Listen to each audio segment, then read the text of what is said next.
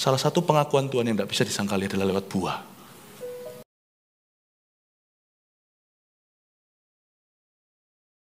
Seharian ini saya bahas tentang perkenanan Tuhan. Jadi saya kasih judul besar ketika Tuhan berkenan kepada seseorang, beda-beda karakter, 5 kali ibadah kami berkhotbah, dan berikut menunya sudah ada di belakang saya.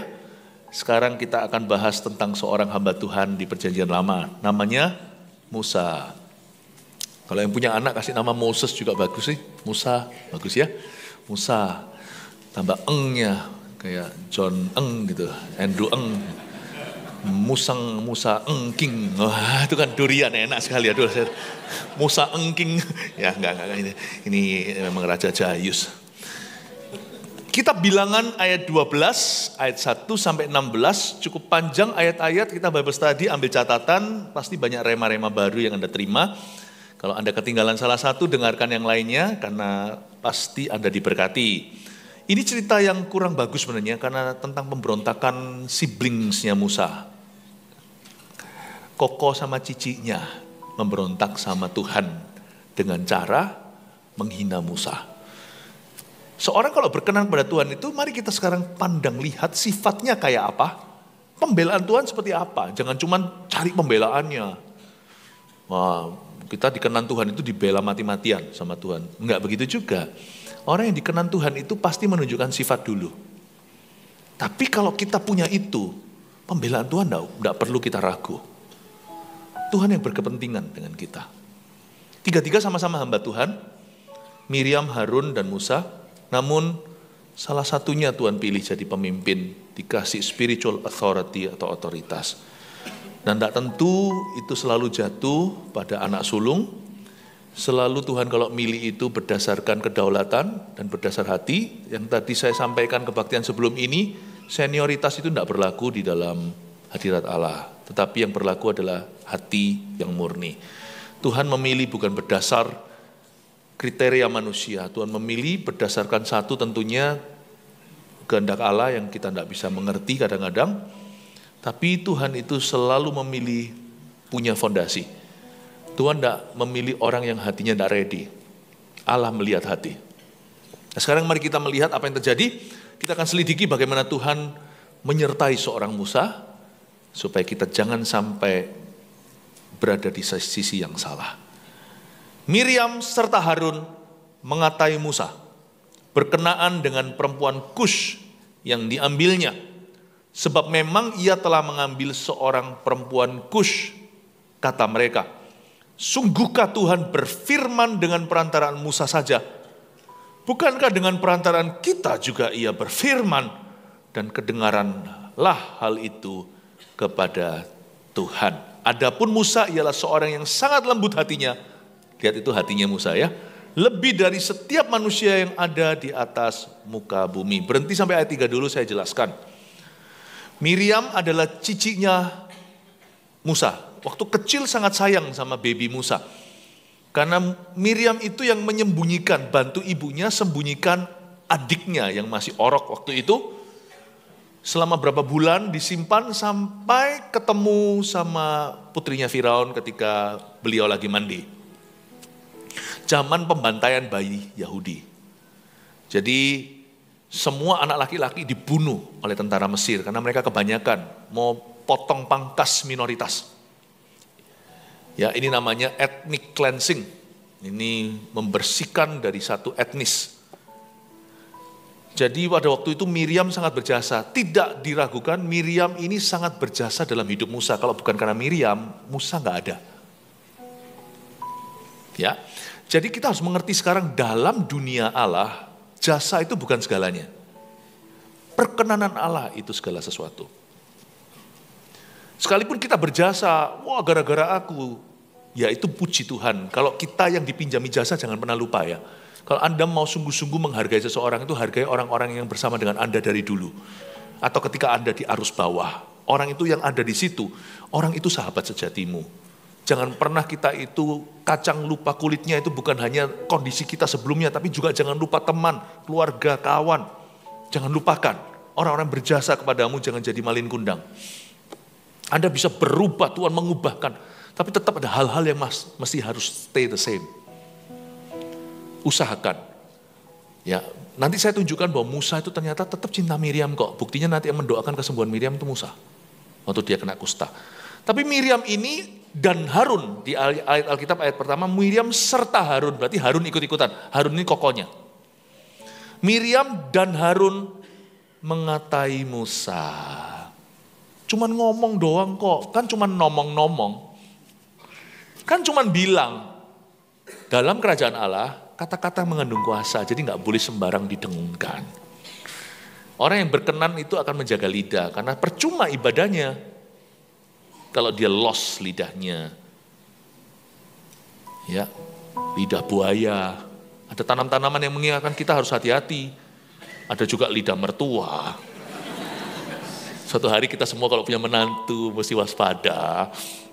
Miriam serta Harun, kalau Anda baca sini, siapa pemimpin pemberontakan ini? Miriam lah. Kalau kini kartu kredit, ini yang prinsipal. Yang satunya tambahan, kartu tambahan. Harun kartu tambahan. Miriam adalah prinsipalnya. Mengatai Musa soal apa sih kalau Anda baca? Mengatai Musa berkenaan dengan perempuan Kus yang diambilnya. Siapa perempuan Kus ini? Kalau perempuan Kus ini bukan istrinya yang sah, Musa selingkuh, janganlah Harun yang mengatai. Tuhan sudah kata-kata dulu. Saya rasa mereka dalam pernikahan sah. Bisa jadi perempuan Kus ini adalah Zipora, istri Musa. Tapi yang di Midian itu loh yang papanya Yetro itu, mertua Musa. Bisa jadi dia tinggal di Midian, namun dia keturunan Kus. Kus itu Ethiopia, pekat gelap kulitnya. Bisa jadi Zipora itu gelap kulit, dia tinggal di Midian, namun keturunan Ethiopia. Atau bisa jadi Musa ini kan dipanggil Tuhan waktu usia 80. Waktu itu kan dia keluar dari Mesir, lalu hampir saja dia melayang nyawa karena dia tidak serius pada perintah Tuhan untuk menyunatkan bangsa Israel. Anaknya sendiri perkecualian. Maka hampir-hampir dia mati di perjalanan. Zipora kan potong kulit katan, lalu tempelkan pada Musa dan berkata, inilah mempelai darah. Musa diselamatkan karena iman istrinya. Segera taati firman Tuhan. Ketika papa lengah, mama harus waspada. Ketika papa kurang berkenan, mama harus ingatkan. Suami istri itu harus saling melengkapi. Zipora ini very good wife. Meskipun dia bukan orang Yahudi. Ya, Musa keturunan Lewi, Zipora bukan. Dia orang Midian. Dan dia pakai kulit katan itu, agak menjijikkan sih. Ditempelkan ke papanya kulit katan putranya. Lalu mengingatkan Tuhan, Tuhan ampuni, kami lalai. Ini bukan perkecualian. Musa sehebat itu, sedekat itu sama Tuhan, bicara muka dengan muka aja. Kalau tidak taat perintah Tuhan, hampir mati kok. Dalam kerajaan Allah, dalam hadirat Allah, tidak ada orang boleh sok kenal, sok akrab sama Tuhan. Kita semua tetap di bawah hukum kasih, di bawah hukum perintah Allah. Ya. Nah, Miriam ini serta Harun mengatai berkenaan dengan perempuan Kus yang diambilnya. Mungkin Zipora mati, lalu Musa nikah lagi. Saya nggak punya bukti, tapi ayat ini menjelaskan bahwa ini adalah hubungan yang sah di hadapan Tuhan. Musa tidak salah, ini bukan hubungan dosa. Kemungkinan terbesar itu adalah Zipora. Dia keturunan. Misalnya ada orang pindah Jakarta, tapi dia keturunan Dayak. Ada orang tinggal di Madura, keturunan Tionghoa. Jadi Zipora ini mungkin adalah orang Ethiopia di Midian.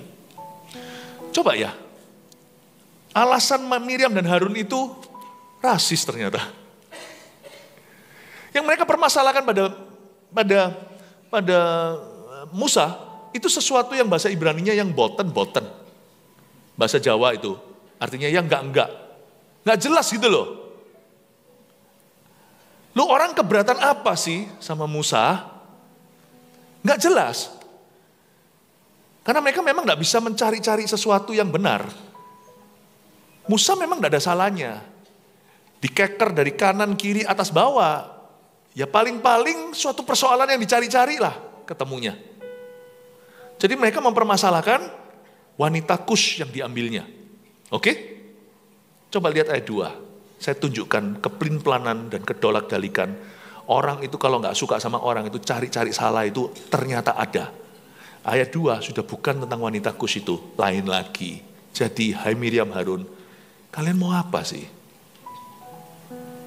Haters itu nggak jelas. maunya apa.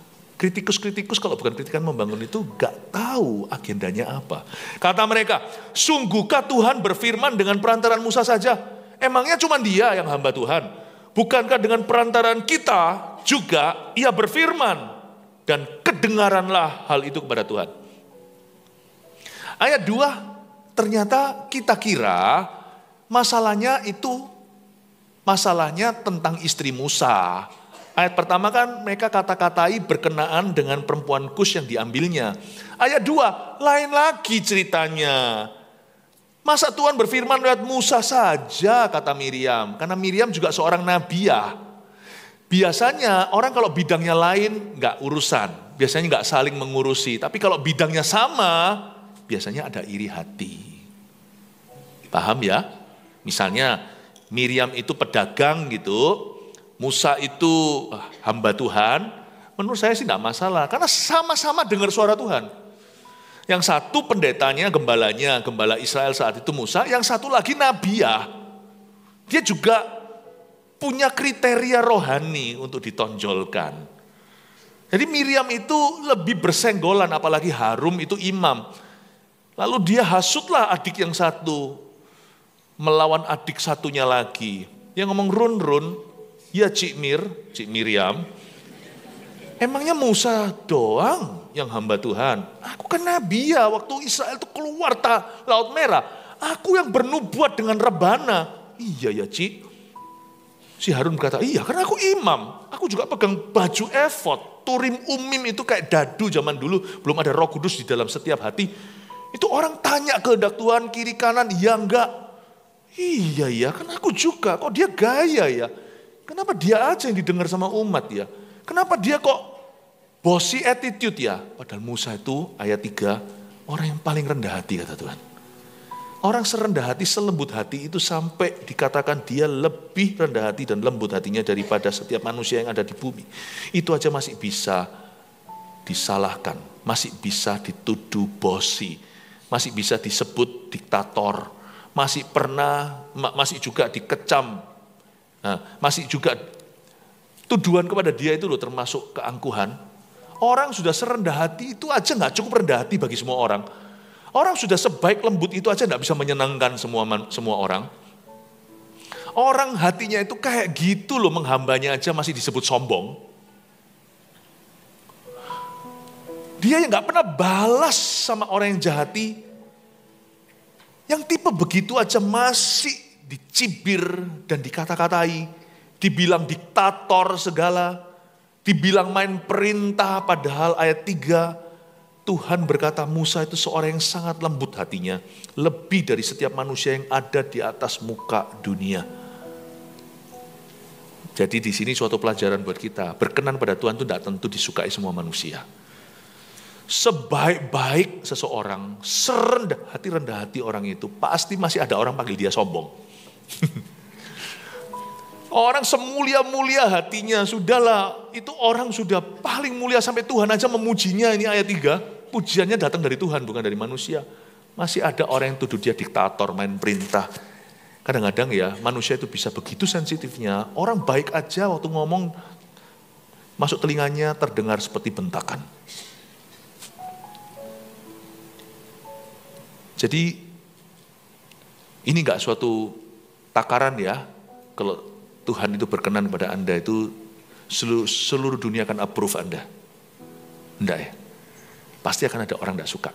Tapi pastikan loh ya, gak sukanya karena kebenaran. Jangan sampai orang gak suka karena kita maling ayam. Kita jangan sampai tidak disukai karena dosa kita. Bolehlah kita tidak disukai karena kita berpegang teguh pada kebenaran. Karena ketaatan kita. Kata mereka ayat 2, sungguhkah Tuhan berfirman dengan perantaran Musa saja? Emangnya cuma dia saja? Bukankah dengan perantaran kita juga ia telah berfirman? Dan kedengaranlah hal itu kepada Tuhan. Ketara di sini bahwa Miriam dan Harun tidak menguasai materi. Karena itu kalau kita ada keluhan, pastikan 1, 2, 3 PowerPoint-nya jelas. Seperti kayak khotbah gini ada 3 poin sederhana itu. Kalau kita nggak suka sama seseorang, apalagi sama pemimpin, orang yang di atas kita, wewenang rohani yang Tuhan taruh di atas kita, termasuk papa mama. pastikan kita punya landasan, alasan, dan kita juga bisa menjelaskan. Kalau enggak, kita terkesan self-motivated. Semua keluhan kita itu cuma keluar dari kepahitan. Atau lebih tepatnya keluar dari hati yang iri. Orang kalau iri itu nggak jelas. Coba lihat ya, orang yang iri pasti nggak jelas sama sekali. Sebentar dia dolak, sebentar dia dalik. Seperti Musa diperlakukan oleh Miriam dan Harun. Sebentar karena wanita Kus yang diambilnya, sebentar berurusan dengan menyambung lidah Allah. Berurusan dengan firman. Berurusan dengan pelayanan. Jadi sebenarnya itu, hey Miriam, hey Harun, what do you actually mind about your brother? Kamu itu keberatan apa sih tentang saudaramu? Nggak bisa tentukan satu. Coba lihat ya, orang kalau kepahitan atau orang kalau nggak jelas, kalau iri hati, kalau dia itu nggak suka sama seseorang, itu sebenarnya motivasinya adalah dirinya sendiri. Sebenarnya bukan orang itu. Dia tidak tertarik untuk membangun orang itu, untuk mengubah orang itu demi kebenaran atau demi kebaikan. Enggak. Sebenarnya dia ingin menonjolkan diri. Gua nggak dapat yang lu punya, aku kepingin yang kamu miliki, aku nggak bisa dapat itu, maka aku membunuh dan aku bunuh. Aku akan assassinate atau akan membunuh karaktermu. Lihat ya, orang kalau nggak jelas, itu kalau ditanya sebenarnya apa, nggak bisa jelaskan. Bahasanya paling gini, semua orang ngomong kamu gini. Contohnya nggak bisa jelaskan. Kamu tuh orangnya sombong. Baik, saya terima. Kaget. Ya, puji Tuhan, betul. Ya gitu, harus bisa tentukan satu not. Thank you ya. Kaget saya. Tapi thank you. Ini kasih tepuk tangan untuk semua yang melayani kayak gini, luar biasa. Ini berapa kali dia gini terus itu ya. Puji Tuhan, nanti pulang harus pajari.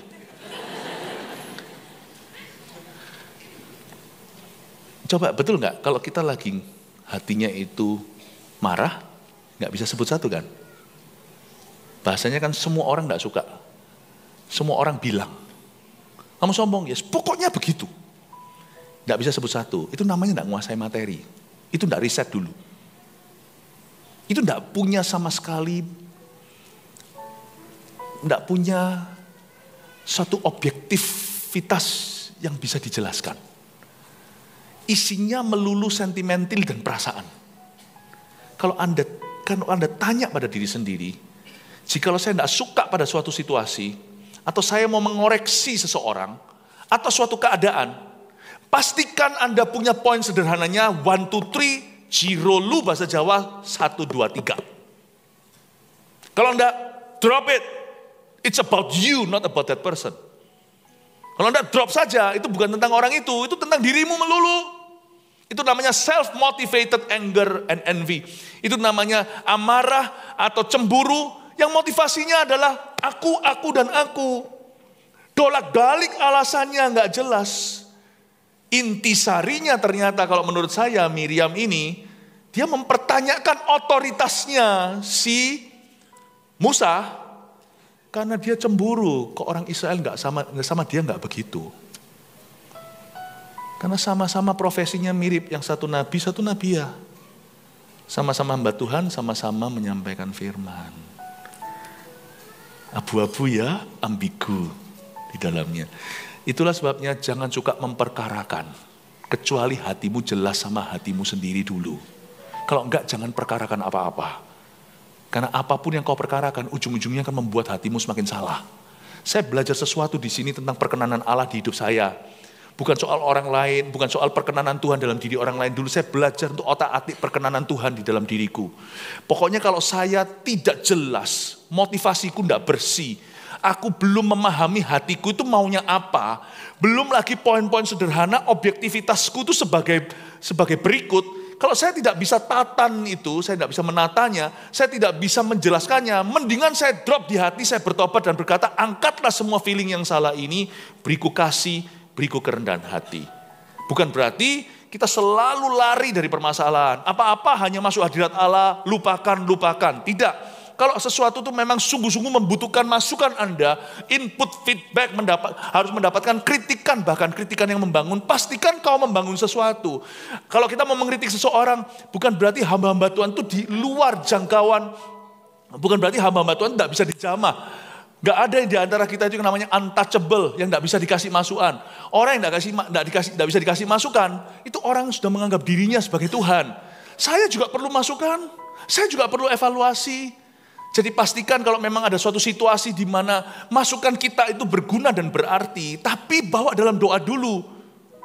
Bawa dalam doa dulu. Apa-apa itu selalu dibawa dalam doa, itu saringannya. Dan waktu kita doa, kita kalem dulu, kita tenang dulu, tidak panasan kepalanya. Lalu kita bisa tata hati, tata perasaan, dan kita mengerti prioritasnya apa. Kita ingat firman, baru setelah itu disusun A, B, C seperlunya. Kita bawa itu, cari solusi, bukan mencari kesalahan orang lain, bukan untuk menang-menangan, tetapi kita cari solusi bersama. A, ada sebuah permasalahan, saya mau mencari solusinya, kira-kira apa solusi win-winnya, supaya setiap pihak dimenangkan.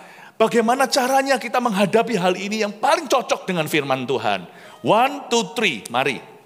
Taruh selesai, sudah selesai bicara, masuk ke hadirat Allah lagi, bersih di detox, jangan diungkit lagi. Nggak usah dikit-dikit lain kali ngomong, kamu dari dulu, nggak usah begitu. Miriam dan Harun masuk ke dalam rohani abu-abu. Ketika feelingnya mulai dominasi.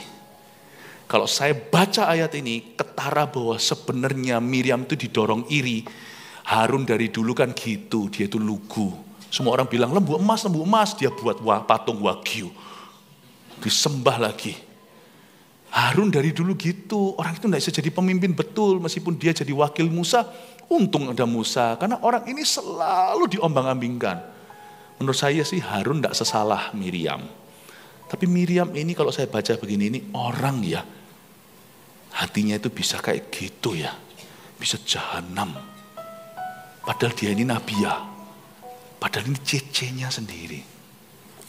Kalau saya Anda baca ya, tapi nanti kita akan lihat Musanya, karena dia lakonnya dalam cerita saya. Kita lihat sekarang ayat 3. Adapun Musa ialah seorang yang sangat lembut hatinya, lebih dari setiap manusia yang di atas muka bumi. Waktu saya baca ini, bentar ya, ulangan. Waktu saya baca ini, saya itu bertanya, loh, waktu saya sekolah teologi ya, Torah itu 5 Alkitab yang pertama, 5 buku yang pertama di Alkitab, yaitu Kejadian, Keluaran, Imamat, Bilangan, Ulangan, itu ditulis oleh Musa. Kapan wangsitnya waktu dia naik ke Gunung Sinai 40 hari 40 malam, bukan hanya terima ukuran tabernakel, tapi dia juga terima pewahyuan dari sejak dunia dijadikan. Waktu saat penciptaan. Jadi Musa yang menulis kitab Kejadian sampai Ulangan. Waktu saya baca ayat 3, gak mungkin orang yang rendah hati akan menulis dirinya rendah hati, itu gak mungkin.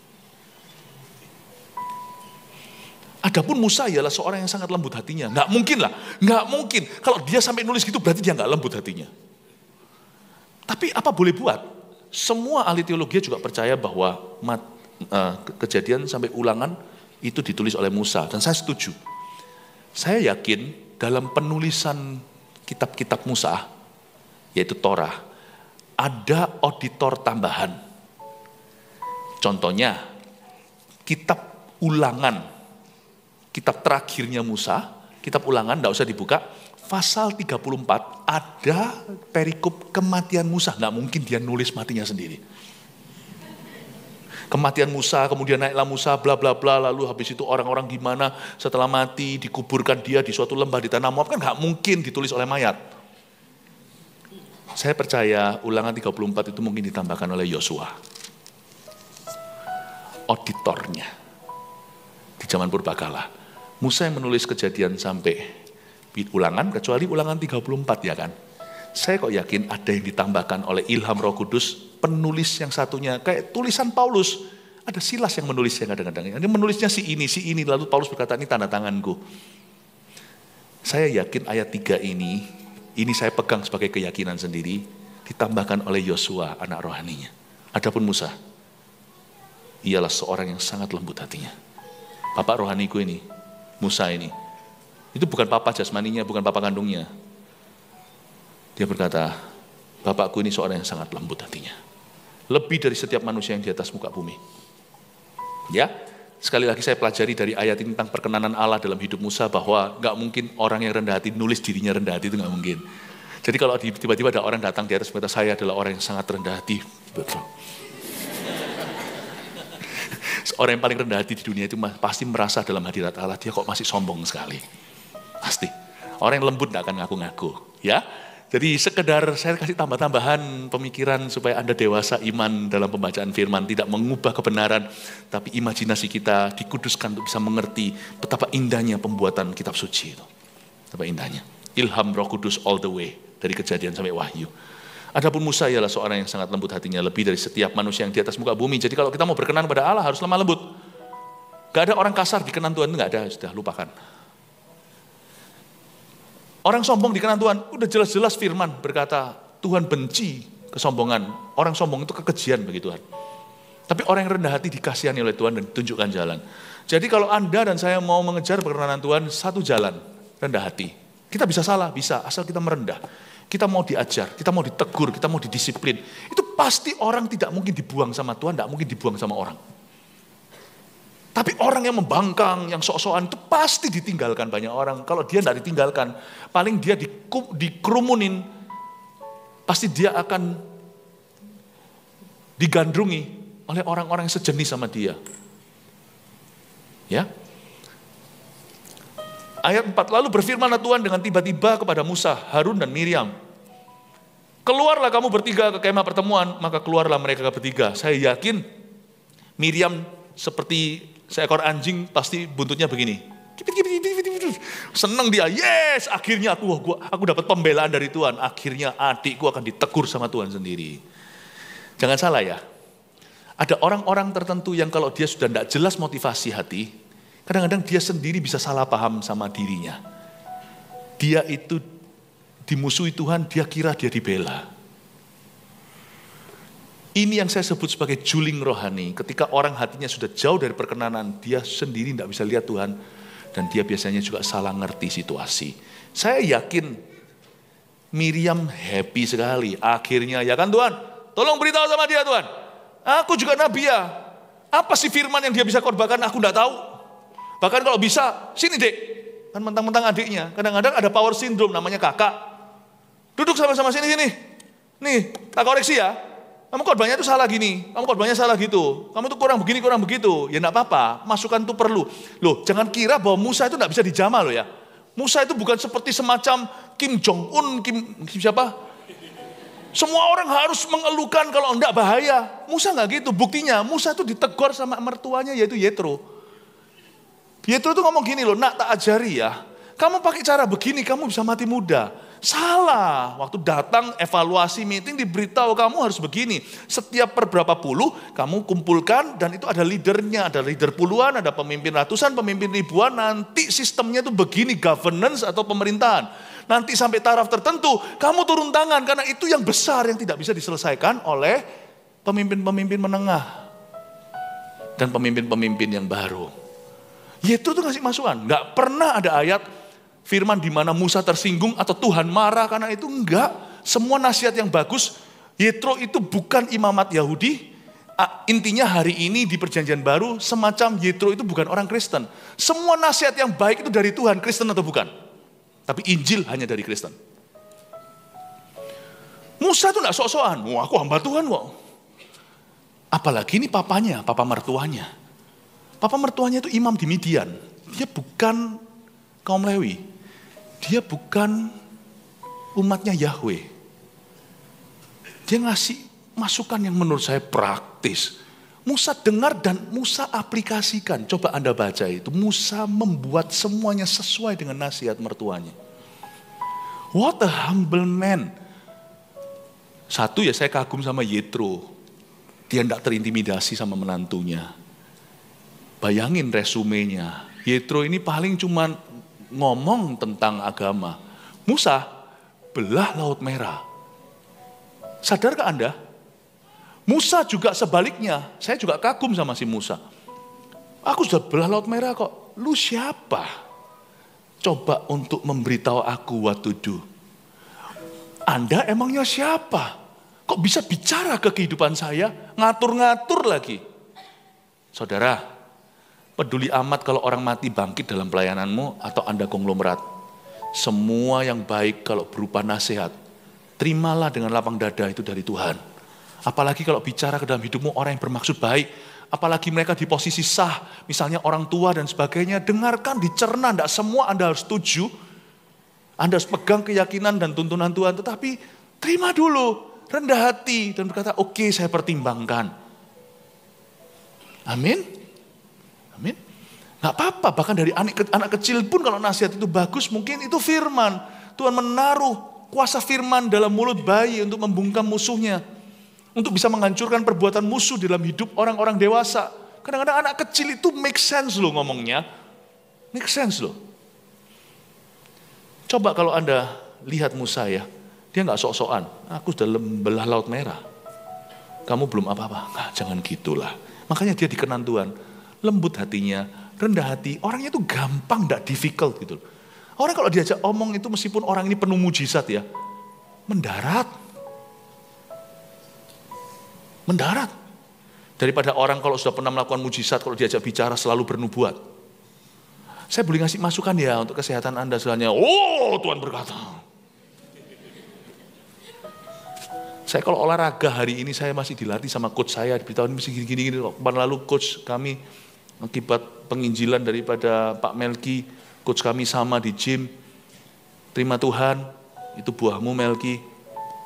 Sampai ke gereja, pas lagi kumpul di gereja saya bilang sama teman-teman di jemaat, masalahnya saya kurang menjelaskan, saya bilang, ini saya, kaget, Pastor Philip, di CG ini coachnya. Nah, Pastor Philip apa CG member? Waktu saya lihat mata yang bingung, saya lihat ini coach saya. Saya bilang, ini coach saya, ini guruku, ini coach saya. Semua, saya kira gembala seniornya. Kok ada coachnya? Siapa ini maha guru? Gitu ya. Oh saya lupa beritahu, ini coachnya di gym. Oh orang-orang baru begitu. Kalau saya lagi latihan, diperintah-perintah lah. Angkat besi ini saya gitu, bayar lagi. Udah disiksa, bayar lagi. Kembali lagi. Paham maksud saya? Anda mungkin membelah Laut Merah. Tapi mungkin di bidang lain, Anda pasien saja. Yang mawas diri aja lah. Menjadi hamba Tuhan, menjadi coach sungguhan, menjadi CGL lah, menjadi TL. Itu cuma salah satu kepercayaan Tuhan. Di bidang lain, Anda tetap anak. Anda tetap istri orang. Anda tetap pegawai. Mungkin kalau Anda volunteer di gereja, Anda di luar sana ada kerja. Jangan sok-sokan. Jangan sok-sokan. Belajar menundukkan diri, supaya dikenan sama Allah. Karena orang yang merendahkan hati itu akan dituntun oleh Tuhan. Mungkin Anda di sini adalah TL-nya. Mungkin di luar sana mungkin biasa aja Anda bosnya. Tapi waktu Anda masuk ke CG di sini loh, ternyata pegawaiku itu CGL-ku. Ya di sini belajarlah menundukkan diri. Di sana dia yang menundukkan diri kepadamu di dalam dunia kerja. Di sini dalam dunia pelayanan. Belajar menundukkan diri. Bukankah ada ayatnya saling menundukkan diri. Dan dengan demikian Tuhan semakin berkenan. Amin Bapak Ibu Saudara. Jadi orang tidak boleh sok-sokan. Jadi orang itu harus biasa aja. Tidak boleh terlalu banyak ulah, tidak boleh terlalu banyak gaya. Supaya suatu hari pada kita juga dikatakan seperti Musa di ayat 3. Adapun si Seno itu, adapun si sebut namamu sendiri, si Wati ini, ialah seorang yang sangat lembut hatinya, lebih dari setiap manusia yang di atas muka bumi. Amin Bapak Ibu Saudara. Jangan ada power syndrome. Karena Tuhan tidak berkenan. Si Miriam udah kipit-kipit nih, udah seneng, ekornya udah asik, aku akan dibela sama Tuhan ini, adikku akan dimarah-marahin, dimaki-maki. Lalu turunlah Tuhan dalam tiang awan dan berdiri di pintu kemah itu, lalu memanggil Harun dan Miriam, maka tampillah mereka keduanya. Ayat 6, lalu berfirmanlah ia, dengarlah firmanku ini. Teneng, siap-siap ya, eng-engnya keluar ini. Jika di antara kamu ada seorang nabi, maka aku Tuhan menyatakan diriku kepadanya dalam penglihatan. Aku berbicara dengan dia dalam mimpi. Nabi langsung si Miriam naik antenanya. Aku akan dipuji Tuhan. Bukan demikian hambaku Musa. Bagus Tuhan. Teruskan. Berarti Tuhan menyangkali Musa nih. Jikalau ada nabi aku akan bicara begini. Bukan demikian hambaku Musa. Oke Tuhan. Baik. Ini orang biar tahu diri nih. Begini ngomongnya sama ciciknya. Mana hormatnya sama kakak tertua. Senioritas kan. Bukan demikian hambaku Musa. Seorang yang setia dalam segenap rumahku. Mulai kecut mukanya. Apa ini maksudnya? Jangan ngaku-ngaku. Orang yang dikenan Tuhan itu nanti Tuhan yang ngaku-ngakui dia. God's testimony is better than your testimony about yourself. Kesaksian Allah tentang dirimu itu lebih bagus, lebih kuat, lebih mengikat daripada kesaksianmu tentang dirimu. God's testimony. Tuhan pasti akan mengakui. Kadang-kadang yang lucu adalah kita melihat foto dengan pejabat. Foto, wah, luar biasa. Bagus sih, bagus. Itu good. Saya tidak mau nyalai apa-apa. Tapi jangan berlebihan. Sebab ingatlah, kalau itu masih sisi satu koin. Koin satunya lagi itu masih butuh diuji. Tolong pergilah ke rumah Bapak pejabat tersebut. Foto Anda dengan dia dipajang enggak di ruang tamunya? Yang sungguhan besar. Itu yang bukan yang memajang foto pejabat itu. Tapi yang pejabat itu pasang fotonya di rumahnya. Itu yang sungguhan besar. Yang besar di mata Tuhan. Yang dikenan. Itu bukan yang ngaku-ngaku dekat sama Tuhan. Yang Tuhan akan bilang di depan manusia, ini hambaku, kepadanya aku berkenan. Dia tidak akan meneriak, teriak-teriak di jalanan, menyaring-nyaringkan suaranya, tetapi pulau-pulau menantikan pengajaran, itu yang besar. Yesus itu besar. Karena dia tidak membesarkan diri, dia datang begitu aja. Yohanes Pembaptis yang peka rohani, tahu, ini anak domba Allah. Aku buka sepatumu pun nggak mampu, aku nggak layak untuk buka tali sandal. Tapi Yesus berkata, Kak Yo. Karena kakak sepupu kan, Elisabeth kan anaknya, 6 bulan sebelum Yesus dikandung kan. Kak Yo, tetap kita harus lakukan ini untuk menggenapi kemauan Bapakku, baptisan aku. Yesus masuk, udah kan? Ini orang lain yang ngaku nih, Kak Yo nih. Keluar dari air. Tiba-tiba ada guntur, orang kira guntur itu suara. Inilah anakku, kepadanya aku berkenan. Dengarkan dia. Turun Roh Kudus dalam rupa, Roh Kudus bukan burung merpati, dalam rupa seperti burung merpati hinggap atasnya. Lalu nggak berhenti, Yesus kembali ke Galilea, ngomong sepatah kata setan keluar. Daripada anak-anak Skewa yang pakai metode dalam nama Yesus yang Paulus beritakan nggak mempan. Yesus satu kalimat setan terbirit-birit. Bapak mengakui pelayanan Yesus, mujizat terjadi, orang lumpuh berdiri. Lazarus dibangkitkan. Itu Bapak testimonial. This is my son. Ini orang dekatku. Yesus pernah sekali demi membuktikan bukan dirinya. Tapi supaya membuktikan bahwa Bapa ada dalam pelayanannya. Supaya mereka menerima pengorbanannya. Yesus berkata pada Lazarus, aku berdoa begini bukan aku berdoa begini supaya mereka tahu bahwa engkau mengutus aku. Lazarus, turunlah. Itu tempat Sakeus. Bukan. Lazarus keluarlah dari kubur itu seperti mumi dia keluar padahal sudah dibebet 4 hari. Bapak tidak keberatan membuktikan siapa yang ngutus Yesus. Dengan membangkitkan Lazarus, hoki itu Lazarus. Dia kena berkat karena Tuhan ingin testimonial tentang Mesias. Bapak Ibu, yang besar itu sungguh-sungguh yang diakui Tuhan. Dan pengakuan Tuhan itu tidak tentu lewat suara, itu kan berbagai macam cara. Salah satu pengakuan Tuhan yang tidak bisa disangkali adalah lewat buah. Buah-buah hidupmu, buah kebenaran, buah-buah penyertaan, buah-buah pelayanan, itu nggak bisa disangkali. God is or is not with you. Itu akan kelihatan, paling tidak dalam perjalanan panjangnya, akan nampak dan jelas. Amin Bapak Ibu Saudara. Bukan demikian hambaku Musa, seorang yang setia dalam segenap rumahku. Berhadap-hadapan aku berbicara dengan dia. Terus terang bukan dengan teka-teki. Dan ia memandang rupa Tuhan. Mengapakah kamu tidak takut mengatai hambaku Musa? Tuhan yang marah. Coba saya tanya, so far ya sejauh ini, Anda ada nggak ayat yang menunjukkan Musa marah? Tuhan yang ngamuk, jangan Anda yang marah. Kalau kita yang marah, Tuhan tidak akan berbuat apa-apa. Pembalasan dalam milikku. Jangan ngamuk. Kita jangan marah. Sungguhan. Kalau kita ditekan, misalnya kadang-kadang kita juga bisa merasa tidak tahan. Hidup kan masing-masing. Kita punya tantangan yang berbeda-beda. Tapi jaga-jaga, peraturan universalnya sama. Ada satu prinsip yang harus Anda pegang. Kalau Anda nggak tahan, jangan minta pembalasan. Minta aja, kalau Anda tahu Anda benar. Kalau Anda tahu Anda salah ya, cepat bertobat. Supaya perkenanan Allah dikembalikan. Tapi kalau Anda tahu Anda benar, gak usah membenarkan diri, gak usah banyak bicara. Berlutut di hadapan Allah dan berkata, aku cuma minta satu Tuhan, aku gak minta pembalasan, emangnya saya ini siapa? Kau balasan nasi ini untuk aku tuh, emangnya aku tuh siapa?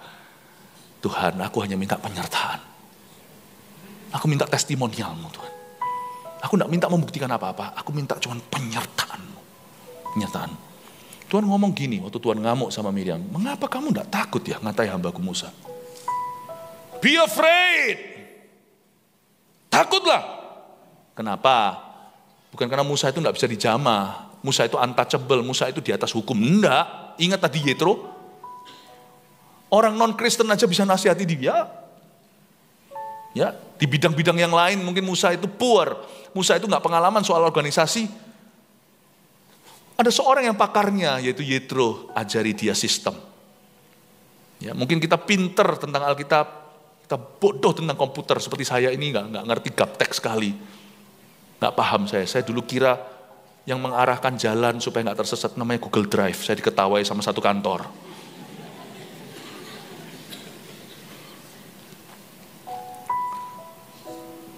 Bukan berarti Musa, kita ini nggak bisa dikandani, itu nggak boleh. Tapi karena tuduhan-tuduhannya nggak jelas. Be afraid, kamu harus takut Miriam. Tuduhanmu itu nggak jelas, dolak-dalik. Kamu tuh mau apanya, mau apa aja kamu nggak tahu kok. Do you know what you want? Nggak tahu. Selain itu Tuhan bisa, yang melihat hati tahu bahwa sebenarnya motivasi dia sebenarnya itu egois sekali. Dia lakukan semuanya ini sebenarnya dia bukan benci Musa. Dia cuma kepingin berkat Musa. Kok enak ya dia dielukan kayak gitu. Kok bisa ya dia itu, kok bisa ya semua orang menghargai dia. Aku juga kepingin seperti dia. Inilah seorang wanita yang penuh ambisi sih, Miriam. Tapi kalau saya sebut gini rasanya kok dia jelek, ya enggak sih, dia ada banyak nilai positifnya.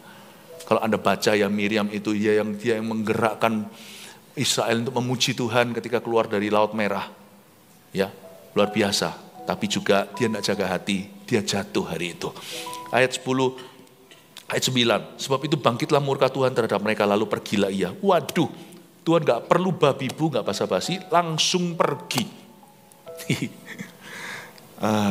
Kadang-kadang kita nggak ngerti kalau orang itu nggak dikenan sama Tuhan, itu Tuhan nggak marah-marah. Tuhan sudah nggak ada aja dalam pekerjaannya.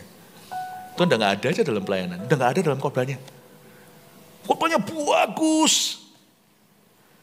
Bukan berarti kita boleh asal-asalan mempersiapkan khotbah, tapi jangan kira bahwa khotbahmu bagus itu yang menumbuhkan jemaat. Saya juga harus ingatkan diri saya sendiri, enggak, hubungan saya dengan Tuhan. Kalau Tuhan nggak suka, nggak berkenan, itu Tuhan nggak marah-marah kok. Sekali aja paling Tuhan tegur, kasih dia satu reasoning, kasih dia suatu alasan berpikir, lalu Tuhan pergi. Dan ketika awan itu telah naik dari atas kemah, maka tampaklah Miriam kena kusta. Putih seperti salju. Ketika Harun berpaling pada Miriam, maka dilihatnya bahwa dia kena kusta. Ciciku. Kena kusta ini kurang relevan buat zaman. Zaman kita ini kusta itu jarang terjadi kecuali di daerah tertentu di dunia. Karena kita cukup terlindungi. Tapi sebenarnya supaya menjadi satu paralel perumpamaan, supaya Anda ngerti ya, orang kena kusta seperti Miriam atau kena kusta itu syoknya seperti apa buat Miriam, dan syoknya seperti apa buat Harun. Karena Harun pasti merasa guilty sedikit, kok aku izinkan ciciku begini, aku itu imam loh. Sekalipun dia cici sendiri, tapi gimana pun juga aku punya tanggung jawab di hadapan Tuhan, aku ini imamnya semua, termasuk imamnya Miriam. Kok aku enggak peringatkan? Kena kusta zaman itu sama seperti kena kanker, karena enggak bisa sembuh. Jadi kalau Anda duduk di meja dokter, lalu diberitahu, kami temukan kanker, mungkin masih ada harapan kalau stadium 1. Kalau cuma ada di situ misalnya, ada di ginjal Anda, cuma ada di situ gitu ya. Atau cuma ada di mana gitu, satu tempat, oh puji Tuhan, masih early, deteksi dini. Tapi kalau putih seperti salju, itu stadium 4. Paham ya? Waktu Tuhan pergi, perlindungan tercabut, dia kena kusta, langsung putih seperti salju, itu sama seperti orang kena kanker ganas, stadium terakhir. Shock dia. Harun shock. Bukan berarti orang kalau dikenan Tuhan tidak bisa sakit. Tapi itu bedanya sini. Kalau kita dapat vonis sakit penyakit, namun kita tahu kita hidupnya berkenan pada Tuhan, itu tidak takut. Ada pegangan. Ada pegangan. Dan juga ada sukacita yang tidak bisa tercuri sekalipun sedih. Ada damai sejahtera yang melampaui akal manusia atau akal budi. Itu ada suatu pegangan, tidak takut mati. Hidup pun berserah penuh gitu. Tapi kalau Anda tahu Anda mengalami sakit penyakit, dan di hati kecilmu Anda mengerti bahwa Anda telah berdosa kepada Tuhan, waktu divonis itu nggak bisa nggak, perasaan pertama adalah ini hukuman Allah. Nah itu yang paling neraka dalam feeling kita. Tapi kalau kita divonis sesuatu, tapi kita tahu bahwa Tuhan di pihak kita, itu bukan sebagai hukuman, tapi sebagai batu loncatan untuk percaya kepada Tuhan, untuk semakin mengasihi Tuhan, untuk semakin sungguh-sungguh dalam kehidupan, itu beda feelingnya. Hari itu dia kena stadium 4. Lalu kata Harun kepada Musa ayat 11, coba baca di ayat 11. Tuanku, janganlah kiranya timpakan kepada kami dosa ini yang kami perbuat dalam kebodohan kami. Dengan kata lain bahasa sehari-hari gini, yang kami katakan tentang Anda stupid semua. Lalu di ayat 11, lalu kata Harun kepada Musa, Tuanku, ini luar biasa loh. Pokoknya Musa kembali kepada submission dan penundukan diri.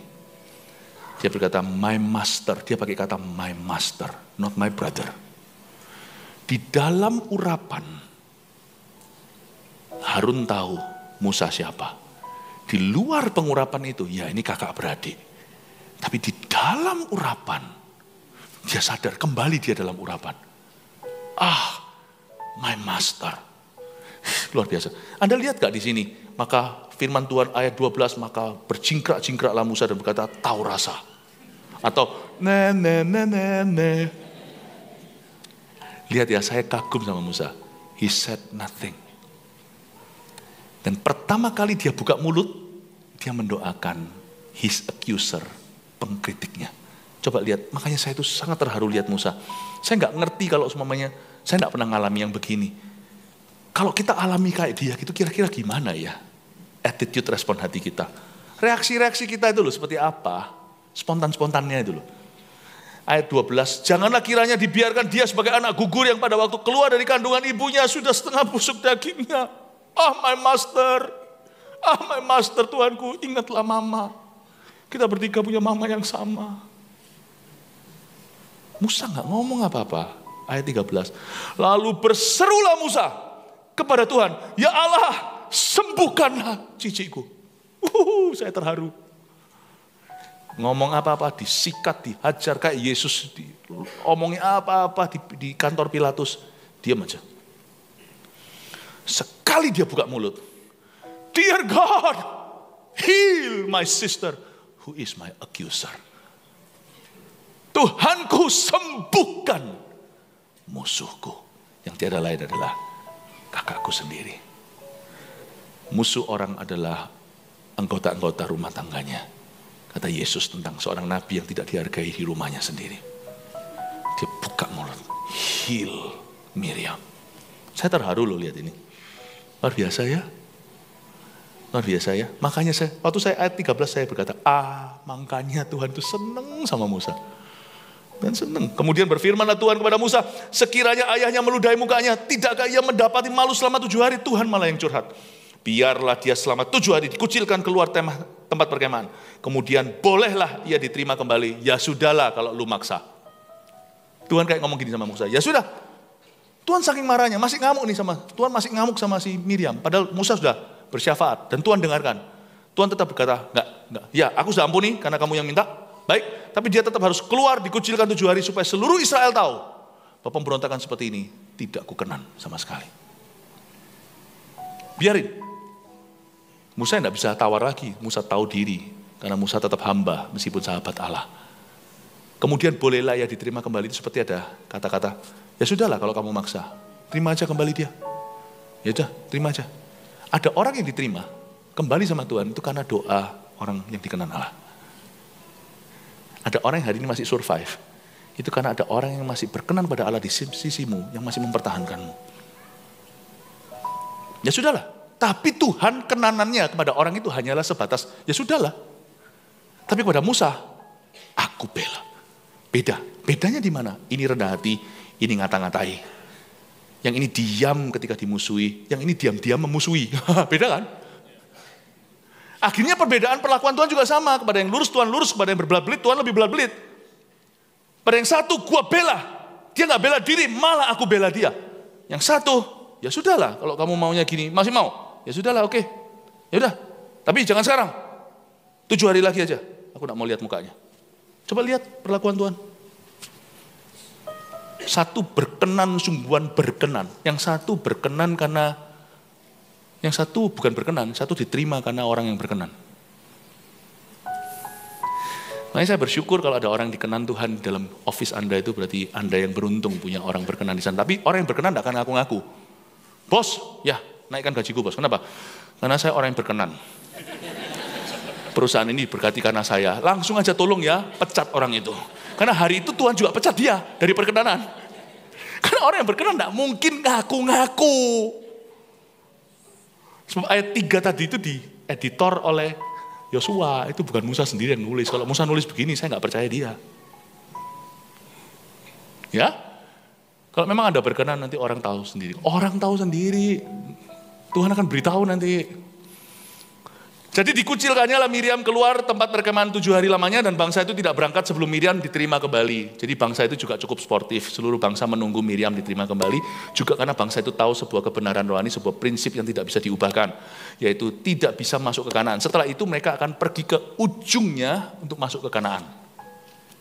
Lalu nanti kitab Yosua, Musa tidak bisa masuk nanti ya. Tapi mereka tahu satu prinsip kebenaran, kalau kita tidak bisa masuk ke Kanaan kita sebelum favor perkenan Tuhan direstorasi, dipulihkan dalam diri kita. Jangan coba masuk perang tanpa perkenanan.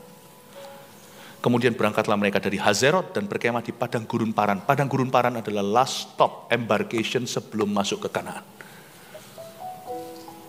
Jadi jangan maju kalau Tuhan tidak berkenan kepadamu. Jangan maju. Sebab percuma. Anda tidak akan menang. Anda tidak akan melihat kemuliaan Tuhan. Ketika Tuhan berkenan pada seorang Musa, apa yang terjadi? Ada 3 poin di sini. Kalau kita mau memperkarakan apa-apa mulai hari ini, perkara hati, pastikan Anda juga punya 3 poin ya. 1, 2, 3 nggak ada, di drop. Saya nggak berani ngajar kalau saya nggak punya poinnya. Oke? Demikianlah poin-poin untuk review apa yang kita telah pelajari bersama. 1, Tuhan akan mengakuinya di hadapan manusia kalau Tuhan berkenan pada seseorang. Tuhan yang ngakui ya. Minta buah. Nggak usah minta peninggian manusia, minta buah Tuhan.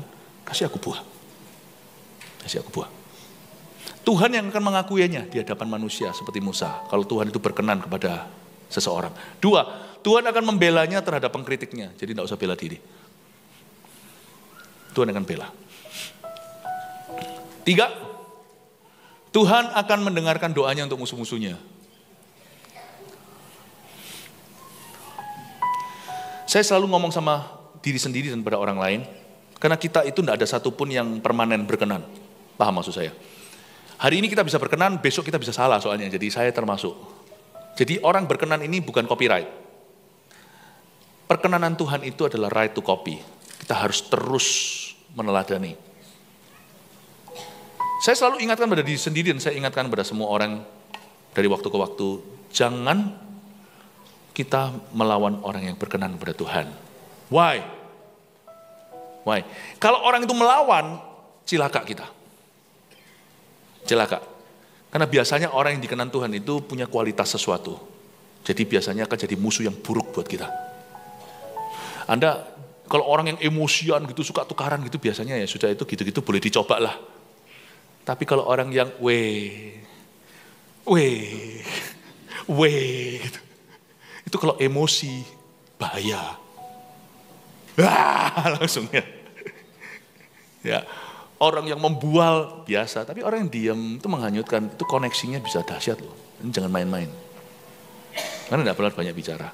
Jadi saya nggak berani pegang still and deep water, saya nggak berani. Kalau orang yang dikenan Tuhan balas, dia pasti akan salah di depan Tuhan. Saya dosanya double, saya membuat orang dikenan Tuhan jatuh dalam dosa. Lalu belum lagi orang itu punya kesanggupan apa, saya nggak tahu. Karena orang itu diam-diam menghanyutkan. Tapi kalau dia nggak balas, aku lebih celaka. Berarti ada seseorang kan membalasnya nanti Tuhan. Mati aku, kalau aku injak sepatunya dia. Berarti Tuhan akan membalasnya. Jadi dibalas orang itu aku mati, nggak dibalas aku lebih mati. Mendingan saya, kalau tidak mau setengah mati, mendingan saya jangan mencoba melawan apa yang dikenan sama Tuhan.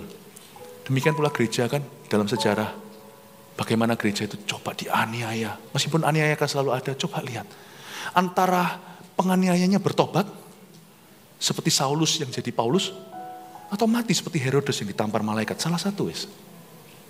Israel, Anda baca. Di dalam sejarah, tidak usah sekarang, sejarah modern, politiknya ini tidak usah ikuti. Musuh-musuhnya itu sama Tuhan. Sekalipun Israel salah, tetap sama Tuhan dihukum. Tetapi coba lihat, musuh-musuhnya tidak ada yang luput. Tidak ada yang luput dari tangan Tuhan.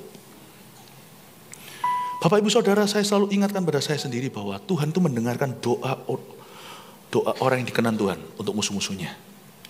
Saya tahu bahwa orang-orang yang Tuhan kenan di hidup ini, mereka yang hidup setia kepada Kristus, takut pada Tuhan, hidup dalam firman. Saya butuh doa mereka. Karena doa orang benar bila dengan yakin didoakan sangat besar kuasanya. Jangan pilih-pilih orang untuk didoakan, saya tahu. Tapi rahasia doa dijawab itu bukan yakin dengan yakin didoakan, imannya besar. Tapi doa orang benar. Ada doa orang ibu-ibu rumah tangga, tidak punya apa-apa. Dia doakan Anda bisa luput dari bangkrut. Karena orang itu orang benar. Saya tidak ajarkan kita untuk menaruh harap sama manusia, ya bukan. Cuman Tuhan itu membeda-bedakan orang fasik dan orang benar. Jadi saya tahu bahwa doa orang benar untuk musuh-musuhnya itu didengar Tuhan. Jangan sampai mereka berseru, Tuhan, ingatlah apa yang diperbuat oleh orang itu kepada keluarga kami. Kuserahkan padamu. Matilah. Tuhan dengar itu. Dia tidak minta balas, tapi dia serahkan ke Tuhan. Aku berdoa bukan minta pembalasan. Aku ampuni dia. Aduh, ada dalam bahaya. Kalau Anda diampuni oleh orang yang berkenan kepada Allah, so Tuhan tidak akan mengampunimu. Ampuni Tuhan, aku serahkan kepadamu. Aku berdoa, kau berikan pada kami sekeluarga kekuatan karena uang seorang janda dilarikan. Kok tega ya Tuhan, suamiku udah mati.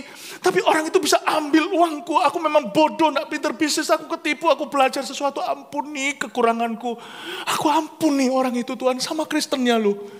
Aku ampuni dia Tuhan. Aku gak mau sesuatu musibah terjadi atasnya. Tuhan berkata, baik anakku, baik anakku, baik anakku. Aku berdoa Tuhan Yesus, kau pulihkan kami.